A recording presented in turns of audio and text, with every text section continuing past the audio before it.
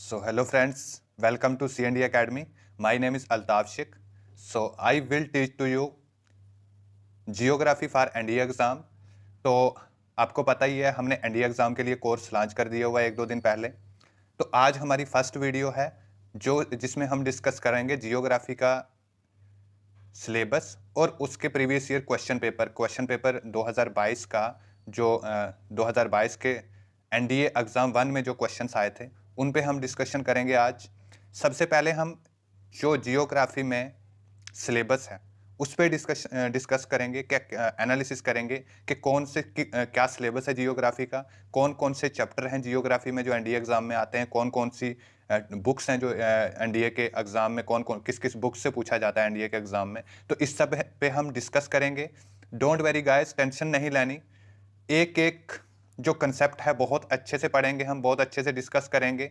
अगर काम तीर से नहीं चला तो हम AK-47 से चलाएंगे। कहीं पे भी अगर आपको डाउट आता है तो आप कमेंट बॉक्स में क्वेश्चन कीजिए कि ये डाउट है सर, इसको दोबारा समझाइए, तो मैं उसको दोबारा क्लियर करूंगा।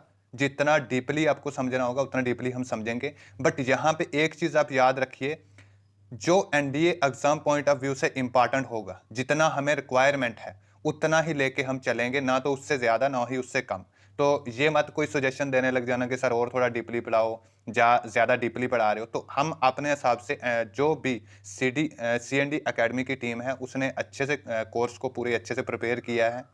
अच्छे से जांच पड़ताल चलती है कि कोई चीज़ ज़्यादा एक्स्ट्रा भी ना चली जाए और बहुत कम भी ना जाए। जो सिलेबस के अकॉर्डिंग सफिशिएंट होगा, जो बेस्ट होगा वही हम प्रोवाइड करेंगे। तो हमने ऑलरेडी आपको गारंटी दी हुई है, ऑलरेडी हम आपको बोल चुके हैं कि आपकी जो सक्सेस है वो हम करवाएंगे, हम उसके जिम्मेदार होंगे।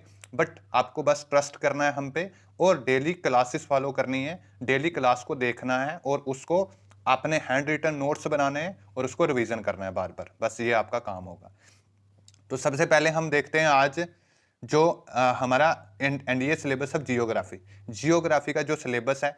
अभी आपको मैथमेटिक्स की क्लास और जियोग्राफी की मिलेगी, जीके के पार्ट में जियोग्राफी की। उसके बाद हम साइंस की क्लास भी आ जाएगी 2-4 दिन में, तो स्टार्ट हो जाएगी।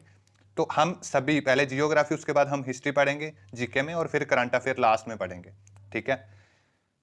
तो देखिए सेक्शन ई में दिया हुआ है। अगर आप ऑफिशियल नोटिफिकेशन में जाओगे यूपीएससी के, तो वहां पे सेक्शन ई में जियोग्राफी का सिलेबस दे रखा है। ये मैंने ऑफिशियल नोटिफिकेशन से उठाया है, कहीं भी अदर किसी रिसोर्सेज का ये सिलेबस नहीं है, ना किसी वेबसाइट का, ना ही मेरा बनाया हुआ। द अर्थ, देखिए सबसे फर्स्ट टॉपिक है द अर्थ के बारे में पूछा जाता है जियोग्राफी में। फर्स्ट टॉपिक है सिलेबस में दिया हुआ the earth. It it's shape and size, earth क्या है उसकी साइज के बारे में। लैटिट्यूड एंड लॉन्गिट्यूड्स, ठीक है। कॉन्सेप्ट ऑफ टाइम, ये भी लॉन्गिट्यूड का ही कंसेप्ट है। उसके बाद इंटरनेशनल डेट लाइन, ये भी लॉन्गिट्यूड लैटिट्यूड और लॉन्गिट्यूड का कंसेप्ट है। उसके बाद movement of earth and there effects.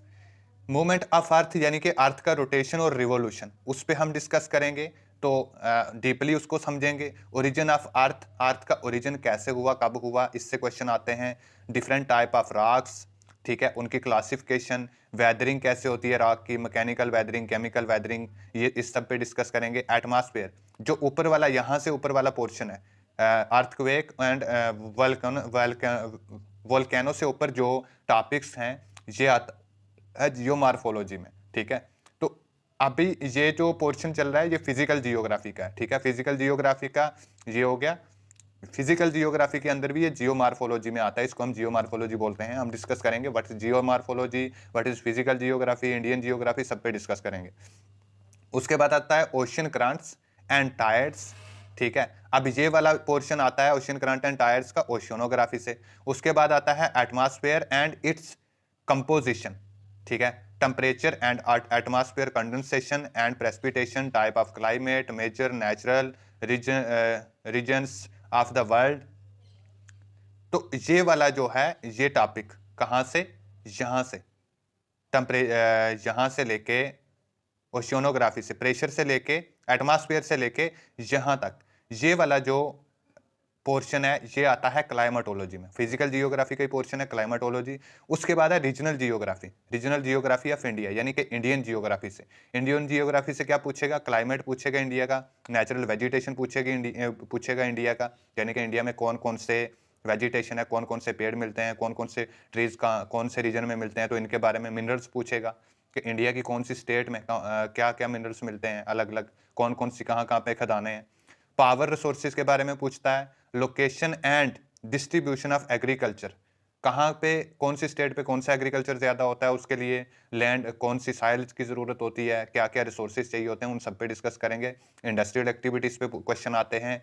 उसके बाद important sea ports and main sea, जो इंडियन ओशियन है उसमें जो हमारे इंडियन पोर्ट्स हैं उन पे उनसे क्वेश्चन आते हैं। मेन सीज हैं जो बड़े छोटे मोटे, उन पे land and air routes of India, India में जो एयर रूट्स हैं, ठीक है, एयर रूट्स भी होते हैं, जैसे हमारे रोड्स होती हैं ऐसे ही एरोप्लेन के भी अलग अलग रूट्स होते हैं। ये नहीं कि एक कहीं से भी मन करेगा तो एरोप्लेन चला जाएगा, ठीक है, उसके भी अपने अपने रूट्स होते हैं, तो उसी रूट से वो जाता है। सेम रूट से देखा होगा आपने, एक ही आपकी अगर छत से जाती है कोई फ्लाइट तो वो एक ही जाती होगी, हाँ कोई और होगी दूसरी जगह से जाती है तो वो मतलब उसका रूट अलग होगा।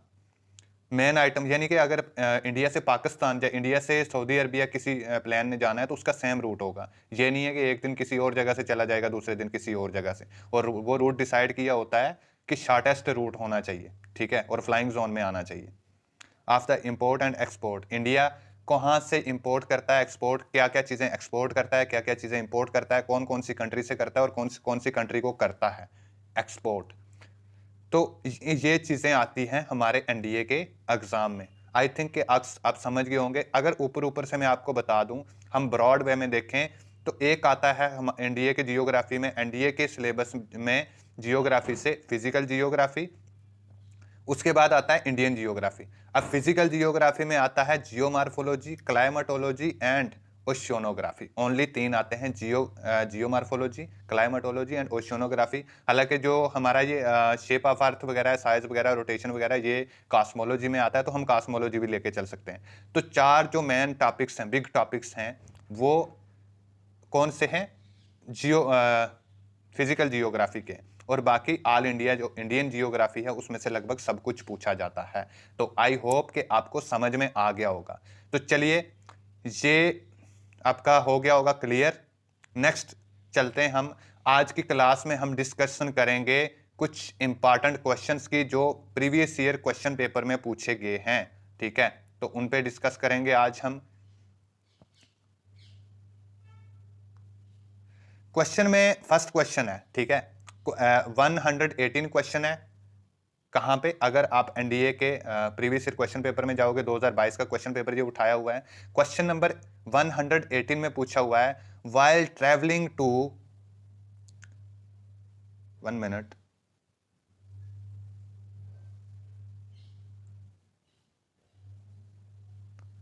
while traveling to hill region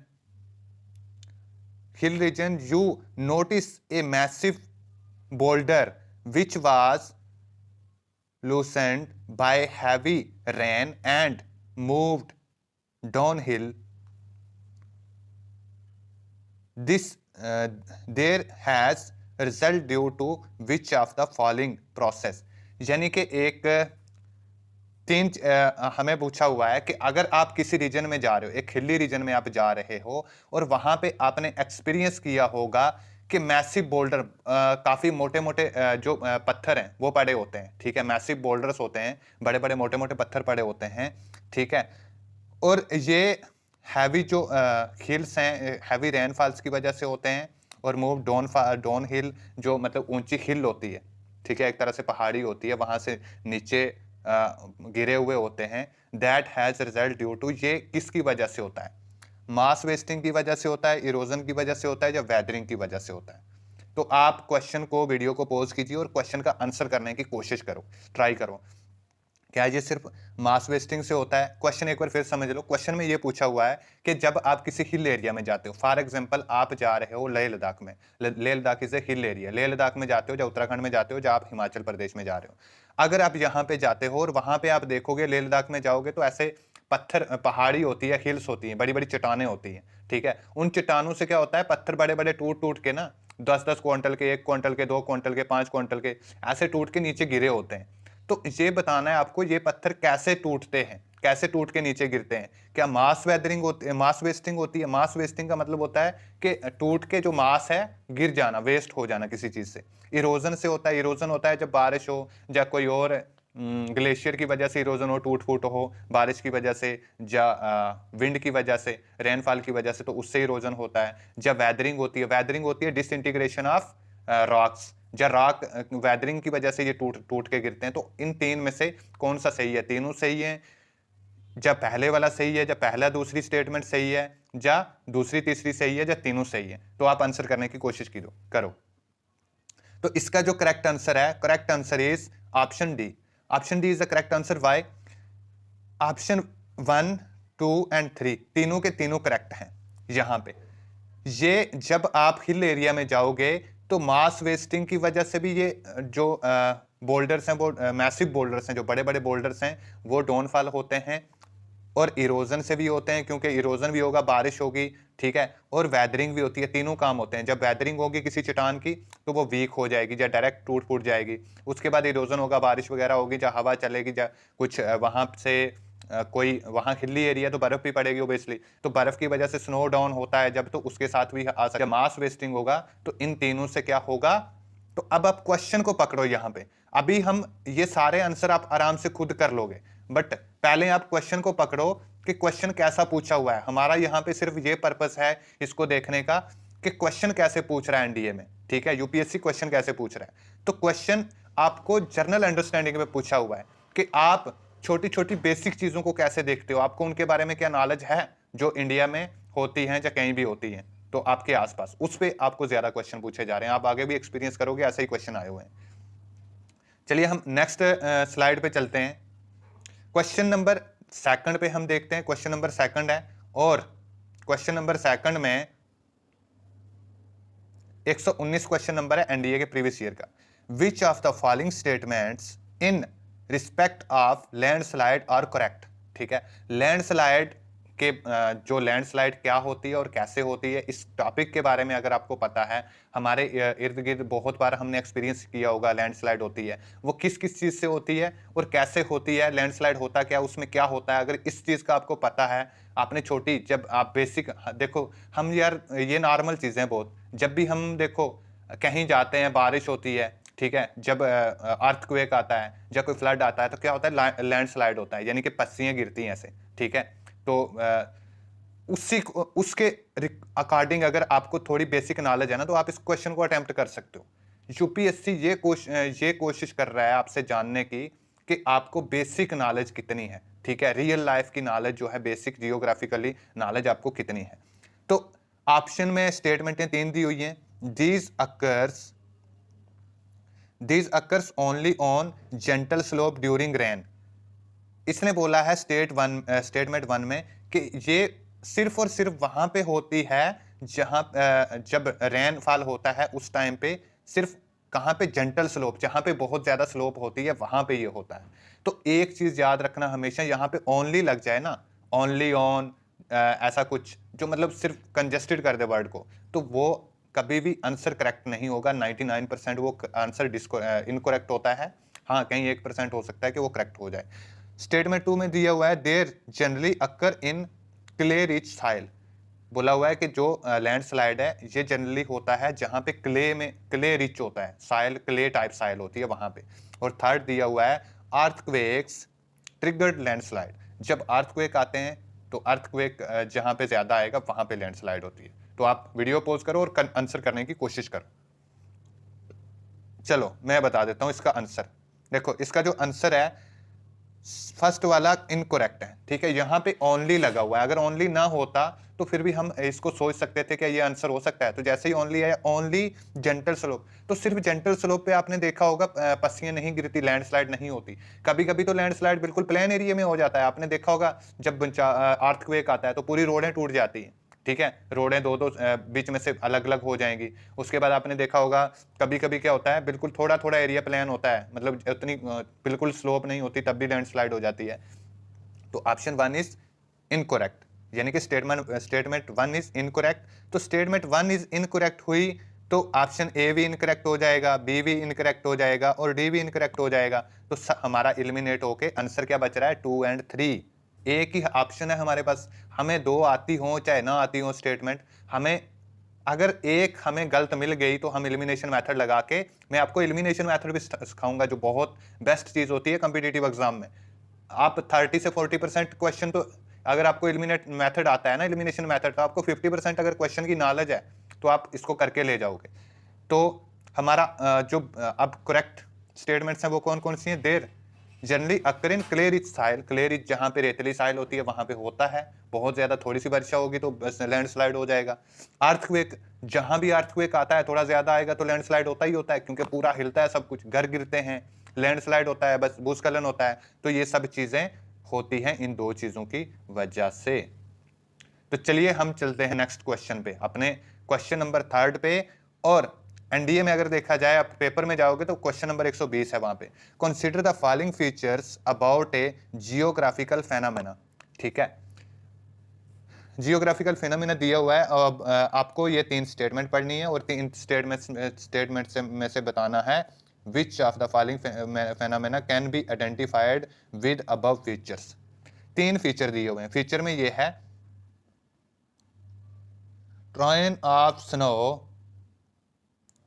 torrents of snow and ice roaring down a steep mountain side। बोला हुआ है कोई स्टीप माउंटेन है जहां पे एक तराई वाला माउंटेन है और वहां से क्या होता है, स्नो जो है, स्नो एंड आइस, ठीक है, जो बर्फ है वो क्या करती है, रोयरिंग डाउन, मतलब ऐसे गोल गोल घूमते हुए नीचे आती है। कैसे, ऐसे गोल गोल घूमते हुए नीचे आती है, ठीक है। और सेकंड स्टेटमेंट में बोला हुआ है, सेकंड फीचर दिया हुआ है, it is it is hazards to squares and mountaineer. मुझे थोड़ी सी प्रॉब्लम आ रही है जहाँ पे पढ़ने में, क्योंकि दिख नहीं रहा, मेरी स्क्रीन टूटी हुई है। तो ये एक hazards to squares and mountains, मतलब जहाँ पे माउंटेनर्स हैं, जहाँ पे क्या होता है कि hazards होता है, एक तरह से खतरनाक होता है। ये किसके लिए, जो स्काइट्स एंड माउंटेनर्स, मतलब जो पहाड़ों पे लोग रहते हैं, तो उनके लिए ये काफी घातक साबित होता है, उनके लिए ये काफी घातक साबित होता है। और तीसरी स्टेटमेंट है, it involves a mix of falling, rolling, sliding and flowing of the material. यानी कि इसमें क्या होता है, रोरिंग भी होती है, स्लाइडिंग भी होती है, जो लैंड स्लाइडिंग होती है, भूस्खलन भी होता है, रोरिंग होता है, यानी कि आपको मैं बता दूं, ऐसे ही गोल गोल करके रोरिंग करके कोई चीज़ नीचे आती है, ठीक है, गोल घूमती हुई। फॉलिंग, नीचे गिरती है डायरेक्ट, ठीक है, नीचे डायरेक्ट गिरना, रोरिंग होना, उसके बाद लैंडस्लाइड होना। तो ये 3-4 सारे फ्यूचर हैं इसके, ठीक है। फॉलिंग, सीधा ऊपर से नीचे गिर जाना, तो यहां से सीधा नीचे गिर गया, तो ये सारे इसमें फीचर्स हैं। यानी कि क्वेश्चन में ये बोला गया हुआ है, अगर आप किसी हिली एरिया में जाओगे तो वहां पे क्या करती है, स्नो या आइस रोरिंग करती हुई ऊपर से गोल गोल होती हुई नीचे आएगी, ठीक है, ऐसे करके नीचे आएगी, एक तरह से भूस्खलन की तरह। और उसमें भूस्खलन भी होता है, रोरिंग भी होती है, और फॉलिंग भी होता है, फॉल डाउन भी होता है, और स्लाइडिंग भी होती है। तो आपको बताना है ये तीनों फीचर नीचे दिए हुए ऑप्शन में से कौन से में होते हैं। क्या ये स्लंप एंड अर्थ फ्लो में होते हैं। स्लंप एंड अर्थ फ्लो का मतलब होता है जब रेनफॉल होता है तो अर्थ जो मिट्टी होती है एक जगह से बह के दूसरी जगह में जाती है। एवलेंच में होता है क्या, एवलेंच होता है जब बर्फीला एरिया होता है, स्नो एरिया होता है, कहीं पे बहुत ज्यादा स्नो पड़ी हुई है, तो अब ये स्नो क्या करेगी, कहीं ना कहीं पेड़ से थोड़ी बहुत या कहीं से थोड़ा सा स्नो का क्या हो गया, गोला सा गिर गया। अब ये गोला क्या करेगा, ऐसा रोलिंग करता हुआ नीचे आएगा और बहुत बड़ा बन जाएगा, ये एक पहाड़ी या चट्टान की तरह बन जाएगा, और इसमें जो भी चीजें आएंगी उसको लपेट लेगा अपने में, पत्थर को, मिट्टी को, पेड़ पौधों को, सबको। तो ये देखो एक तरह से रोरिंग हो रहा है, रोरिंग भी हो रहा है, और सीधा नीचे भी आ सकता है कहीं से, अगर कोई बहुत बड़ी खाई आएगी तो ऊपर से सीधा फॉल डाउन करेगा नीचे। और उसके बाद यहाँ पे स्लाइडिंग भी होगी, ठीक है, जब बहुत बड़ी बर्फ की वो आएगा तो इसमें पत्थर भी होंगे, बहुत ज्यादा वो बोल्डर्स वगैरह होंगे, वेट बन जाएगा, तो ये अपने साथ लैंड स्लाइडिंग भी कराएगा। तो option B is our correct answer, ठीक है, एवलेंचिस होगा। लैंडस्लाइड तो इसका एक फीचर है, तो ये भी आंसर नहीं हो सकता, landslide is feature of this. और रॉक स्लाइड भी नहीं होगा, land slide and rock slide also are common things, ठीक है, दोनों सेम चीजें ही हैं। तो स्लम्प एंड अर्थ फ्लो भी नहीं होगा। So our right answer is avalanches. Avalanche में क्या होता है, जब बर्फ किसी आप यानी कि जिसने आपने सुना होगा तोदा, बर्फ का तोदा आ जाना, ठीक है। तो कहीं पे ये जो लोग पहाड़ी एरिया में रहते हैं उनको अच्छे से पता होगा, जिन जो एस्पिरेंट कोई अगर पहाड़ किसी हिली एरिया से बिलोंग करते हो, तो वहां पे क्या होता है, जब बर्फ पड़ती है सर्दियों में, तो बर्फ में क्या होता है, कोई छोटा सा ऐसे गोला बन के ऊपर से पेड़ से छोटा सा 1-2 kg बर्फ गिर गई, 4-5-10 kg, और ये अगर तराई वाले रीजन में गिर गई तो ये क्या करेगा, ऐसे गोल होता होता होता होता और ज्यादा लपेट के बड़ा होता होता ये नीचे आ जाता है। तो यहाँ पे ये तीनों फीचर्स आते हैं, ठीक है। सो हमारा करेक्ट आंसर क्या आ जाएगा, करेक्ट आंसर आ जाएगा हमारा ऑप्शन बी।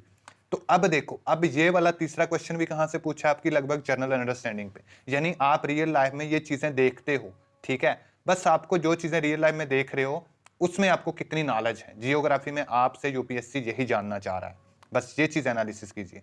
चलो नेक्स्ट क्वेश्चन देखते हैं। अब नेक्स्ट क्वेश्चन 131 है, ठीक है, बीच में कुछ हिस्ट्री वगैरह के क्वेश्चन पूछे हुए हैं।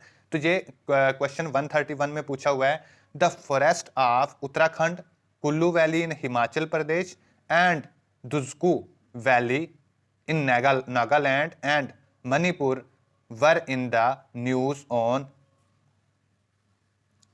Account of which one of the according to which one of the following reason.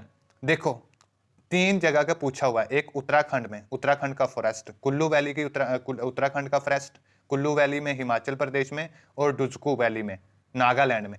इन तीन फॉरेस्ट में क्या हुआ था, ये क्वेश्चन है 2022 का। अगर 2022 में ये करंट अफेयर से क्वेश्चन आया हुआ है तो इसीलिए current affair is are most important, क्योंकि जियोग्राफी में मोस्टली जो क्वेश्चन पूछे जाते हैं 4-5 क्वेश्चन, अगर 15 क्वेश्चन आ रहे हैं तो 15 में से 5 क्वेश्चन तो 100% करंट अफेयर से वो पूछेगा, ठीक है।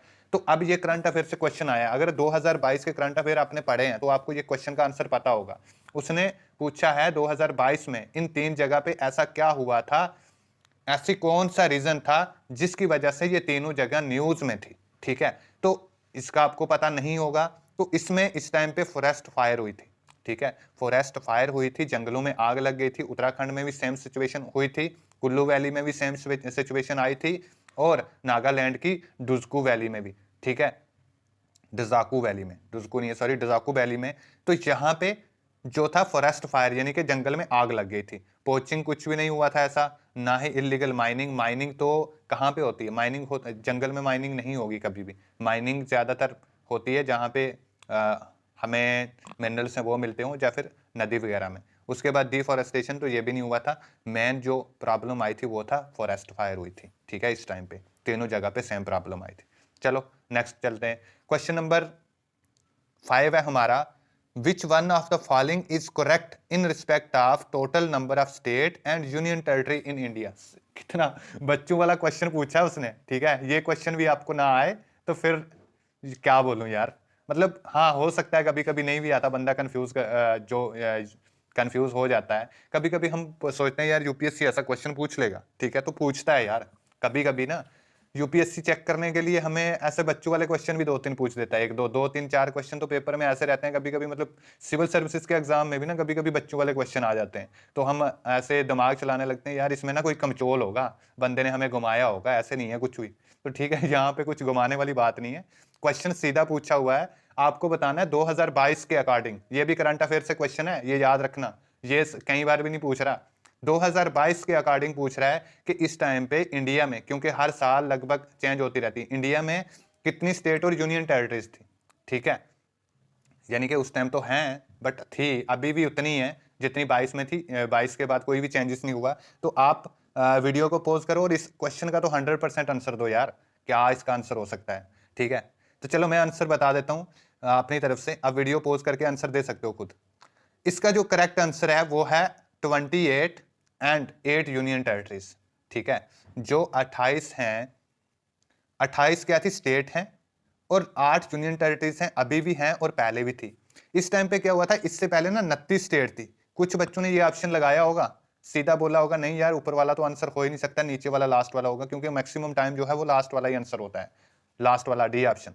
तो यहाँ पे इससे पहले 2019 से पहले जो था, 2019 में क्या हुआ था कि जो जम्मू कश्मीर है, जम्मू कश्मीर को दो, जम्मू कश्मीर एक स्टेट थी उससे पहले, उसको 2 यूनियन टेरिटरी में डिवाइड कर दिया गया था, एक लद्दाख यूनियन टेरिटरी और एक Jammu union territory, Jammu and Kashmir.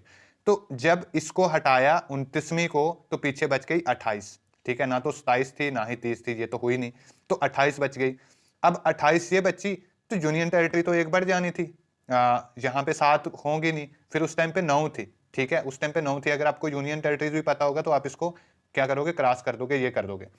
9 थी, अब 9 को क्या किया इनने, जो Dadra Nagar Haveli and Daman and Diu, ये 2 अलग अलग यूटीज थी, इनको मिला के एक कर दिया, ठीक है। Dadra and Nagar Haveli plus Daman and Diu को क्या कर दिया, मिला के दोनों को एक कर दिया, ठीक है, इन दोनों को एक यूटी बना दिया। और लेह लद्दाख पहले जो 9वीं हुई थी वापस से 8 हो गई और स्टेट हो गई 28, ठीक है। तो जो करेक्ट आंसर था हमारा और है वो है 28 स्टेट्स एंड 8 यूनियन टेरिटरी अभी भी हैं, और नेक्स्ट टाइम तक देखते हैं कब तक रहती है। हो सकता है जम्मू कश्मीर को स्टेट में चेंज कर दिया जाए, स्टेट का दर्जा दे दिया जाए, तो फिर ये वापस 29 हो जाएंगी और ये 7 रह जाएंगी। बट अभी फिलहाल सिचुएशन में 28 और 7 हैं, 28 और कितनी है, 28 और 8 है, ये याद रखना।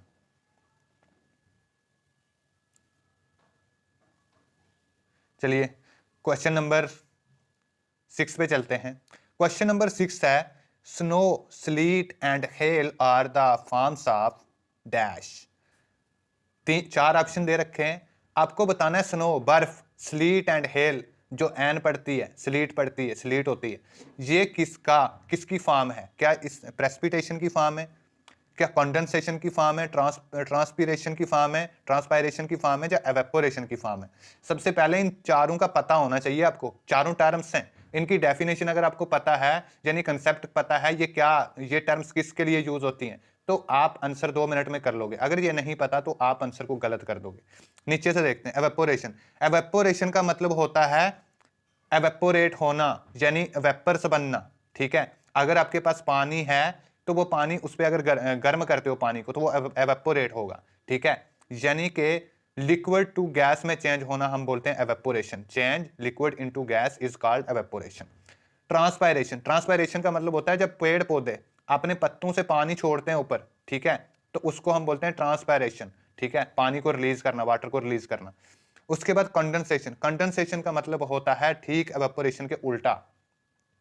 जब एवेपोरेशन यानी gas change into liquid form is called condensation, यानी कि जब एवेपोरेशन से क्या हो, बॉब से, पानी का जो धुआं है, बॉब है, उससे अगर क्या होता है, लिक्विड में चेंज होता है, ड्रॉप बनते हैं, तो उसको हम बोलते हैं कंडेंसेशन। बच गई प्रेसिपिटेशन। प्रेसिपिटेशन का मतलब होता है वर्षा होना, ठीक है। तो वर्षा के साथ ही आपने देखा होगा, स्नो भी वर्षा के साथ आती है, स्लीट भी वर्षा के साथ आती है, और हेल जो एन है वो भी वर्षा में ही पड़ती है। तो ये तीनों जो फीचर्स हैं, फॉर्म्स हैं, वो किसकी है, वर्षा की है, प्रेसिपिटेशन की। So our correct answer is precipitation, ठीक है। तो आंसर में बस कुछ नहीं करना है आपको, बस थोड़ी सी, जहां अगर हम एनालिसिस करें तो यूपीएससी क्वेश्चन वहां से पूछने की कोशिश कर रहा है हमारी डेली लाइफ से जुड़े हुए, और जिसका हम डेली एक्सपीरियंस करते हैं, साथ में किससे, कि हमें बेसिक नॉलेज होनी चाहिए, ठीक है। मतलब बेसिक जो टर्म्स हैं वो हमें पता होने चाहिए। अगर बेसिक टर्म्स पता है हमें तो हम क्या करेंगे, इजीली क्वेश्चन का आंसर कर लेंगे। चलिए क्वेश्चन नंबर 7 पे चलते हैं। 134 है एग्जामिनेशन पेपर में, question number 134, which one of the following is likely to be the most prevalent form of weathering in hot tropical desert area. देखो बोला हुआ है कि कौन सा ऐसी वेदरिंग है, हॉट ट्रॉपिकल डेजर्ट एरिया में कौन सी वेदरिंग होती है। पहले नंबर तो हमें ये एरिया पता होना चाहिए, हॉट ट्रॉपिकल डेजर्ट एरिया कौन सा होता है। जब हम जियोग्राफी लैटिट्यूड्स पढ़ेंगे तो उसमें भी हम सारे लगभग उसमें भी हम देखेंगे ट्रॉपिकल एरिया कौन सा होता है, ठीक है। उसके बाद इक्वेटोरियल एरिया कौन सा होता है, सब ट्रॉपिकल एरिया कौन सा होता है। तो हमें ना ये पता होना चाहिए जो ट्रॉपिकल एरिया होता है, अगर ये हमारी अर्थ है, ठीक है, तो यहाँ पे इक्वेटर होगा, इधर ट्रॉपिक ऑफ कैंसर और ट्रॉपिक ऑफ कैप्रिकॉर्न। जो ट्रॉपिक ऑफ कैंसर और ट्रॉपिक ऑफ कैप्रिकॉर्न के बीच में जो एरिया होता है, इसके बीच में, इस एरिया को, इस रीजन को हम बोलते हैं ट्रॉपिकल एरिया। अब आपको बताना है हॉट ट्रॉपिकल, ये सारा हॉट ही होता है। हॉट ट्रॉपिकल डेजर्ट पूछा हुआ है साथ में डेजर्ट। तो हॉट ट्रॉपिकल डेजर्ट, जो डेजर्ट इंडिया में डेजर्ट कौन सा है? इंडिया में डेजर्ट है राजस्थान। तो रेगिस्तान, राजस्थान में ही रेगिस्तान है। अब रेगिस्तान जो डेजर्ट है, हॉट डेजर्ट, तो वो कहाँ है? वो भी ट्रॉपिकल रीजन है, ठीक है। लगभग 26-27 डिग्री पे आता है, 25-26-27 डिग्री के बीच में, या 30 के आसपास। तो उस रीजन में जो है बहुत हॉट भी है और डेजर्ट भी है। तो वहां पे आप बताओ मुझे कौन सी वेदरिंग होती है? क्या यहाँ पे केमिकल वेदरिंग होती है, बायोलॉजिकल होती है, मैकेनिकल होती है, या लीचिंग होती है? अगर आपने वेदरिंग वाला टॉपिक पढ़ लिया ना, तो आपको 100% ये आंसर आ जाएगा। अब वेदरिंग का मतलब होता है सिंपल, किसी चट्टान का टूटना फूटना। एक चट्टान होती है, आपने एक्सपीरियंस किया होगा डेली लाइफ में, किसी चट्टान पे आप अरावली पे जाओगे, जो अगर कोई स्टूडेंट्स राजस्थान से देख रहे हैं तो उनको पता होगा। अरावली पे जाओगे तो आप देखोगे, वहां पे एक्सपीरियंस करोगे, अरावली ही क्यों, कोई भी चट्टान होगी ना, कोई भी पहाड़ पे जाओगे जहां पे मतलब बड़ी सी पहाड़ी होगी, उस पे जाओगे तो वहां पे क्या होगा, उस पहाड़ी के ऊपर ना ऐसे छोटे छोटे पत्थर पड़े होंगे, मतलब वही टूट के पड़ी होंगी थोड़े थोड़े। यंग माउंटेन में ये बहुत कम होता है, जैसे हिमालय के रीजन में थोड़ा कम है, वहां पे भी अगर आप लेह लद्दाख रीजन में जाओगे तो आपको ऐसे बहुत सारे मिल जाएंगे। बट अरावली का ये बहुत बेस्ट फीचर है, जिसमें क्या होता है, आप पहाड़ी के ऊपर अगर जाओगे एक बड़ी सी चट्टान पे, तो ऐसे छोटी छोटी चट्टान आपको वहां पे मिल जाएंगी, ठीक है, पड़ी हुई उसके ऊपर। तो ये जो छोटी छोटी चट्टान है, ये वेदरिंग की वजह से होती है, टूटती फूटती। अब वेदरिंग तीन तरह की होती है। एक होती है मैकेनिकल वेदरिंग, केमिकल वेदरिंग और बायोलॉजिकल वेदरिंग। जो लीचिंग है ना, leaching is a part of chemical weathering, ठीक है। अब केमिकल वेदरिंग होती है केमिकल्स की वजह से, नाम ही केमिकल है। तो केमिकल में क्या होता है? ऑक्सीडाइजेशन होगा, ठीक है, कार्बोनेशन होगा, रिडक्शन होगा, तो ये सारे होते हैं केमिकल। और लीचिंग होती है, सोल्यूशन होती है, ये होती है केमिकल वेदरिंग। तो अब जो हार्ड डेजर्ट है, डेजर्ट में केमिकल्स इतने नहीं, ना तो हमें केमिकल्स मिलते हैं इतने। और केमिकल वेदरिंग तब होती है जब बारिश वगैरह का हो, वर्षा में ज्यादा फीचर्स हैं केमिकल। अगर सोल्यूशन होगी तो पानी से होगी वो भी, ठीक है। अगर ऑक्सीडाइजेशन होती है तो पानी का और ऑक्सीजन का जब कंटेक्ट होगा तब ऑक्सीडाइजेशन होगी, ऐसे ही कार्बोनाइजेशन। तो ये चीजें केमिकल वेदरिंग तो यहाँ पे नहीं होगी, ठीक है। बायोलॉजिकल वेदरिंग होती है वहां पे जहां पे पेड़ पौधे हों ज्यादा। तो हार्ड डेजर्ट में कहां पेड़ पौधे मिलेंगे भाई? बायोलॉजिकल वेदरिंग होती है पेड़ पौधे, माइक्रोब्स, माइक्रो ऑर्गेनिज्म और एनिमल्स के द्वारा। तो ये बायोलॉजिकली फैक्टर है, तो ये भी नहीं होगा। तो हमारा आंसर जो है वो है मैकेनिकल वेदरिंग। अब मैकेनिकल वेदरिंग कैसे होती है? हॉट रीजन में क्या होता है, डेजर्ट रीजन में ना, जब बहुत ज्यादा दिन को बहुत ज्यादा टेम्परेचर होता है, 50 डिग्री, 55, इससे भी ऊपर चला जाएगा, मतलब गर्म लोहे की तरह तपेगा, ठीक है। और रात को एकदम से वापस ठंडा हो जाता है। ये भी हम पढ़ेंगे, बहुत इंटरेस्टिंग टॉपिक है कि क्यों ठंडा इतनी ज्यादा, क्यों एरिया राजस्थान का ठंडा हो जाता है और क्यों दिन को बहुत ज्यादा गर्म हो जाता है। बहुत मजा आएगा इसमें। तो जब दिन को बहुत ज्यादा गर्म हो जाता है और रात को बहुत ज्यादा ठंडा हो जाता है, तो इसी वजह से क्या होता है, ठंडी और गर्मी। आपने देखा होगा, आप एक चादर को डाल दोगे ना, किसी प्लास्टिक की चीज को भी डाल दोगे, पूरा दिन अगर वो 10-15 दिन आपके कपड़े होंगे, वो 10-15 दिन अगर धूप कंटिन्यूसली, धूप फिर रात दिन, धूप रात दिन रात अगर वो बाहर पड़े रहते हैं, तो वो क्या हो जाएंगे, बिल्कुल वीक हो जाएंगे। और उसके बाद अगर कोई ऐसे आप कोई प्लास्टिक की कोई चीज डाल देते हो, तो वो अगर 1-2 महीने ऐसे ही बाहर पड़ी रहती है, धूप फिर सर्दी, धूप सर्दी, वहां पे ही आपने देखा होगा बहुत सारी, हम क्या अपनी गाड़ी पे कुछ डाल देते हैं चादर वगैरह प्लास्टिक की, तो वो क्या हो जाती है, खत्म हो जाती है 1 साल या 6 महीने में। तो हम बोलते हैं भाई इसको छाए में रख दो, ताकि ये जो है वो फट ना जाए, ठीक है। तो यही मेन कारण होता है, जब हाई टेम्परेचर से लो टेम्परेचर एकदम से होता है, हाई लो लो हाई, तो इससे क्या होता है, मैकेनिकल वेदरिंग होती है। ये हम सीखेंगे। तो ये है हार्ड डेजर्ट का, इस वजह से होती है, जो हम देखें तो वेदरिंग। चलिए नेक्स्ट क्वेश्चन पे चलते हैं। क्वेश्चन नंबर 8 है, विच one of the following cities was the first to attain the status of mega city? 4 cities दी हुई हैं, सारी इंडिया से बाहर हैं, फॉरेन कंट्रीज की हैं। मेगा सिटी का आपको पहले फंडा पता होना चाहिए, what is mega city. Mega city होती है जहां पे 10 मिलियन से ज्यादा पॉपुलेशन, यानी कि 10 मिलियन या मिलियन से ज्यादा पॉपुलेशन हो जाए, तो उसको बोलते हैं हम मेगा सिटी। ये अलग अलग हम डिस्कस करेंगे, मेगा सिटी होती है, उसके बाद और ऐसे हम ना सिटी को जो है वो दर्जे दिए होते हैं कि ये जो सबसे ज्यादा जहां पॉपुलेशन होती है मोस्टली, वहां उनको हम मेगा सिटी बोलते हैं। तो अब मेगा सिटी जो है, जो इनमें से सबसे पहले हुई थी फर्स्ट, जो सबसे पहले हुई थी वो हुई थी न्यूयॉर्क। ठीक है, New York is the correct answer. New York कहाँ पे है? अमेरिका की जो सिटी है वो है लंदन, यूके में है। पेरिस कहाँ पे है? फ्रांस में है। और ये जो वाशिंगटन है, ये भी वाशिंगटन डीसी आपने नाम सुना होगा, ये भी कहाँ की है? ये भी अमेरिका की है। तो अमेरिका की सिटी है न्यूयॉर्क, जो कि मेगा सिटी का दर्जा जिसको सबसे पहले स्टेटस मिला था। चलिए क्वेश्चन नंबर 9 पे चलते हैं। In India rigid and stable elevated land denoted rocks and series of scarps are the feature of which of the following? 3 reason दिए हुए इंडिया के। नॉर्दर्न माउंटेन्स जिसको हम हिमालय रेंज बोलते हैं, पेनिनसुलर प्लेटू दिया हुआ है। इंडिया जब प्लेटू एक ही चीज होती है। नॉर्थर्न प्लेन्स दिए हुए हैं और कोस्टल प्लेन्स। 4 रीजन दिए हुए इंडिया के। पूछा हुआ है इन 4 रीजन में से कौन सा ऐसा रीजन है बहुत ज्यादा स्टेबल है, जिसके 4 फ्यूचर हैं। जो बहुत ज्यादा स्टेबल है, ठीक है, स्टेबल और एलिवेटेड है। एलिवेटेड मतलब एक साइड से थोड़ा सा क्या है, थोड़ा सा ऐसे उठा हुआ है, और दूसरी साइड से बिल्कुल क्या है, नीचे है। एक साइड से थोड़ा सा उठा हुआ है और दूसरी साइड से नीचे है। ऐसा कौन सा? एक तो ये फीचर है। दूसरा ये बिल्कुल स्टेबल है। ठीक है, यहाँ पे जो अर्थक्वेक वगैरह है 0 के बराबर आते हैं। ठीक है। तीसरा यहाँ पे क्या है, जो डेनोडिड रॉक्स हैं। ठीक है, डेनोडिड रॉक्स यानी कि ये जो लैंड फॉर्म है मोस्टली यहाँ पे रेतली रॉक्स बनी हुई है। ठीक है, नीचे रॉक्स एरिया है। और सीरीज है, सीरीज होती हैं जहां से हमें धातु वगैरह, यानी कि सीरीज से ही हमें मोस्टली जो हमारे मिनरल्स हैं वो मिलते हैं। तो बताओ, नॉर्थ माउंटेन की अगर हम बात करें तो नॉर्थन माउंटेन्स में पहला नंबर तो एलिवेटेड हम मान सकते हैं है, बट ये स्टेबल नहीं है। ठीक है, अनस्टेबल जो इंडिया का सबसे ज्यादा रीजन है वो है कौन सा? Northern mountains. यानी कि यहाँ पे बहुत अर्थक्वेक्स आते हैं। अभी 2-3 दिन पहले अर्थक्वेक आया था। ठीक है, तो अर्थक्वेक आते हैं, जहां पे भी अर्थक्वेक आएंगे वो स्टेबल नहीं होगा। That area is unstable. अब अनस्टेबल यहाँ पे क्यों है, ये भी बहुत अच्छा टॉपिक है, क्योंकि Himalaya is a young mountain, अभी ये बन रहा है, तो इस वजह से अनस्टेबल है। इस पे भी जब हम जियोग्राफी पढ़ेंगे, इस टॉपिक पे डिस्कस करेंगे, बहुत अच्छे से आपको मजा आएगा पढ़ने में।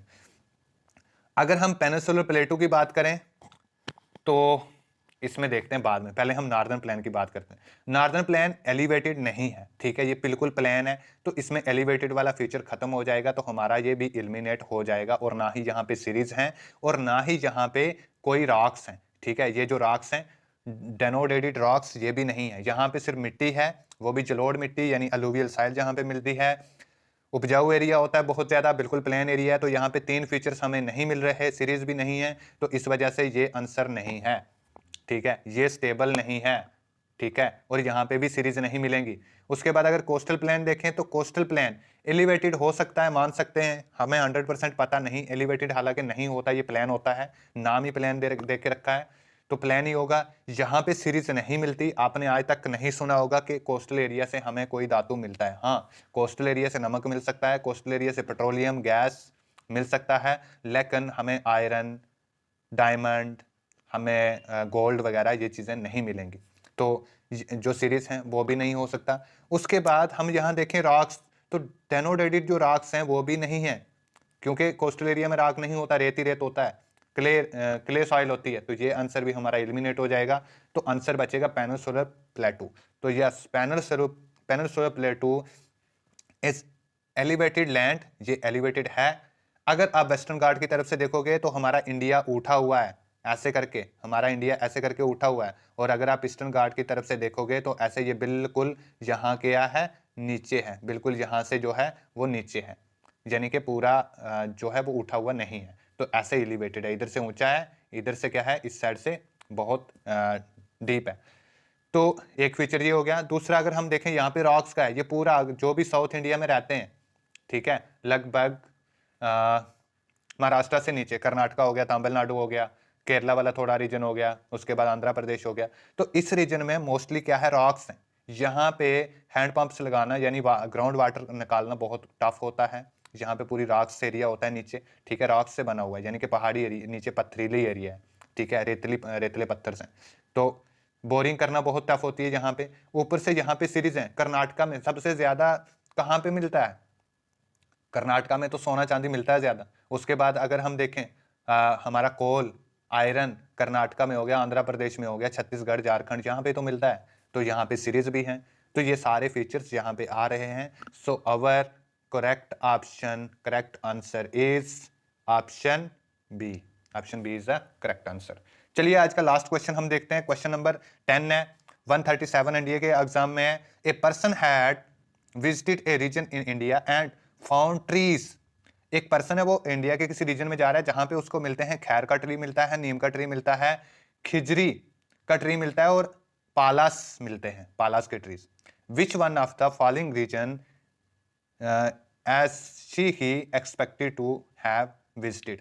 ऐसा कौन सा रीजन होगा वहां पे जो गया है, जहां पे उसको, यानी कि आप कहीं पे ऐसी जगह गए हो, आपको कोई भी पता नहीं, सिर्फ आपको उस रीजन का कोई पता नहीं है, ठीक है, आप कहीं जंगल में चले गए, कोई आपको बताने वाला भी नहीं है कौन सी जगह है, आपके पास कोई गूगल मैप, कोई फोन, कोई कुछ भी नहीं है। तो आपको वहां पे 3-4 ट्रीज को आप जानते हो जिनका आपको पता है कि ये खैर का ट्री है, ये खिजरी का ट्री है और ये पालास का ट्री है और ये नीम का ट्री है। ये 4 ट्री आपको मिलते हैं। तो आपको क्या नॉलेज होगी कि ये कौन सा रीजन हो सकता है। देखिए जो अलग अलग ट्री है ना, वो क्लाइमेट के हिसाब से होते हैं। तो क्लाइमेट अलग अलग रीजन का अलग अलग क्लाइमेट होता है। तो अब हम क्लाइमेट्स के हिसाब से अगर हमें ये चीज नॉलेज है तो हम आराम से इसको क्या कर सकते हैं, आइडिया लगा सकते हैं, यानी कि हमें नॉलेज होगी कि मैं इस रीजन में हूं, पता चल जाएगा हमें। मालाबार कोस्ट में देखते हैं, मालाबार कोस्ट में कौन से मिलते हैं। मालाबार कोस्ट कहाँ पे है? मालाबार कोस्ट है, ये हमारा इंडिया है। तो इंडिया का ये वाला जो रीजन है ना, महाराष्ट्र, उसके बाद गोवा, गोवा के साथ में, गोवा से बहुत गोवा और गोवा के साथ में जो कर्नाटका वाला जो इस साइड पे है, इसको हम बोलते हैं मालाबार कोस्ट, ठीक है, जो समुद्र के साथ रीजन लगता है, महाराष्ट्र, गोवा, केरला, कर्नाटका वाला, तो इसको हम बोलते हैं मालाबार कोस्ट। तो मालाबार कोस्ट में ये नहीं मिलते। आपको एक चीज मैं बता दूं, खैर, नीम और खिजरी ये वाले जो हैं, इनका एक फ्यूचर है। ये डेजर्ट एरिया में मिलते हैं। जो खैर है ना, खैर जो बिल्कुल सूखा हुआ ऐसे दिखता है, सूखा हुआ पेड़ है, होता है, ऐसे पत्ते वत्ते होते नहीं, कांटे वांटे, कांटों वाले पेड़ होते हैं। इनको बहुत कम पानी की जरूरत होती है, कम पानी वाले रीजन में ये होते हैं, और ज्यादा जहाँ पे गर्मी पड़ती है वहां पे ये पेड़ होते हैं।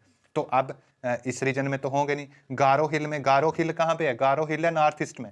अब नॉर्थ ईस्ट में जितने भी होते हैं, यहाँ पे जितने भी पेड़ पौधे होते हैं वो एवरग्रीन पेड़ पौधे होते हैं, ठीक है। और एवरग्रीन में ना तो खैर आता है, ना खिजरी आती है, ठीक है, और ना पालास आता है।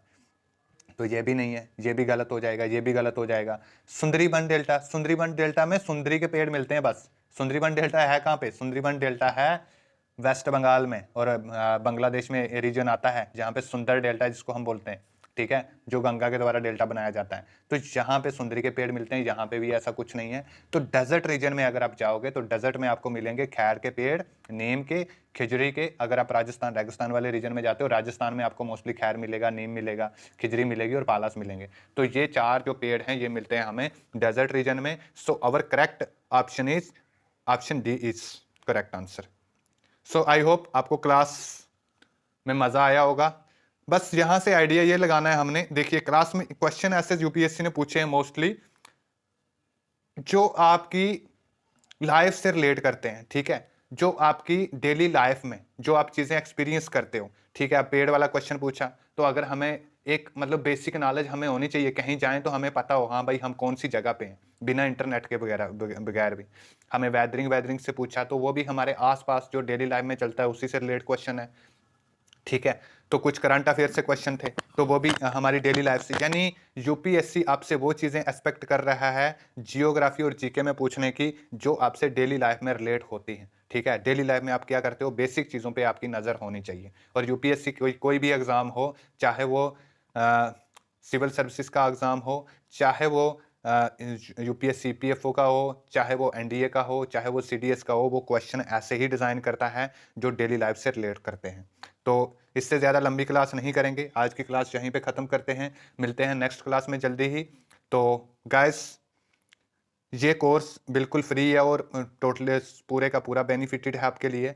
हमने जो गरीब, बहुत गरीब एस्पिरेंट्स हैं जो बाहर, घर से बाहर जाके, दूर जाके जब पैसे खर्च के, अपने फाइनेंशियल रिसोर्सेज नहीं है उनके पास, तो पढ़ाई नहीं कर सकते, ये सिर्फ उनके लिए ये कोर्स डिज़ाइन किया गया है। बाकी कोई भी पर्सनल इंटरेस्ट इसमें नहीं है। तो आप उनको शेयर कीजिए, उनकी भी हेल्प कीजिए और खुद भी यहाँ से प्रिपरेशन कीजिए और चैनल को सब्सक्राइब कीजिए। Thank you so much.